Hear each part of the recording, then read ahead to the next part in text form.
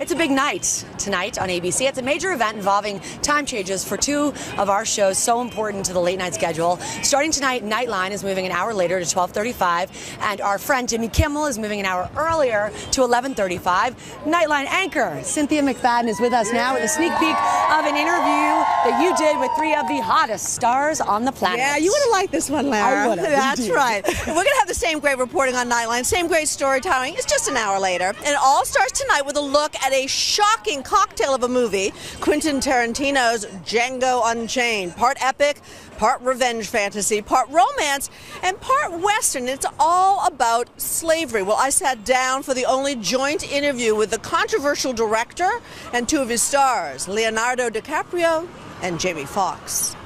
One critic said recently, there is something for everyone to hate in this film. There's something to make everybody mad. Mm-hmm.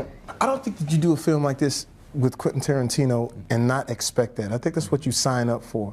A black person I was talking to says, will the N-word bother me? I said, it's supposed to. I don't think anybody is actually going out there saying that we use the word more excessively than it was used in 1858 in Mississippi. And if that's not the case, then they can shut up. What's your name? Django.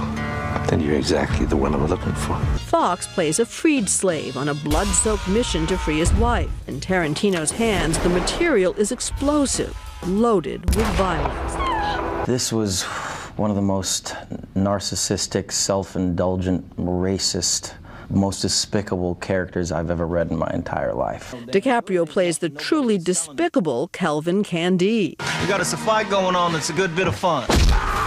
Plantation owner and vicious racist who uses the N-word constantly. I gotta say, the first day on set was incredibly difficult for me. When Can I Jamie speak was on there. that? I'll speak on that. Okay, go ahead. Well, let him speak on it first. I have to tell it because I watched it. I watched. Yeah. And he goes, he's saying the word, and he goes, buddy, God, and I said, what's the deal? He said, it's tough. I said, you know what? You're human. It's supposed to be tough. You're not supposed to feel like that's normal in 2012, 2013.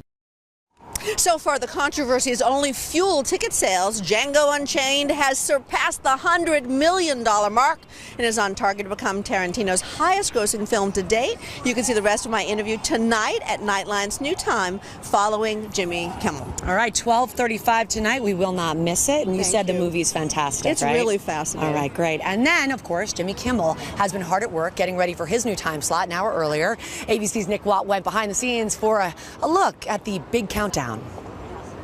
From Hollywood, it's Jimmy Kimmel Live. Jimmy Kimmel is moving to 11:35. And in late night TV, that's seismic.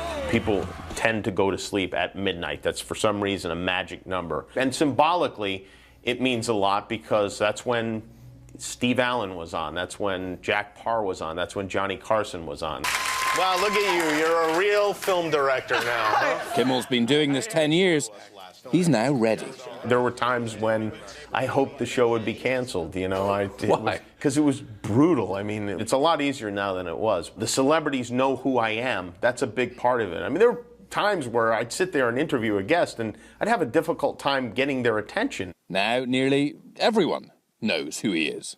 Kids are really all I have left. They don't know who I am. They don't know where I'm coming from or what I'm getting at, so I like to talk to them. What is the difference between a boy and a girl? We just watched you spend a whole day trying to make children say bathroom words. Yeah, right. This is a job? This is what I do for a living. It's ridiculous, I know. I think you should drop the bit where you disappoint children with bad gifts.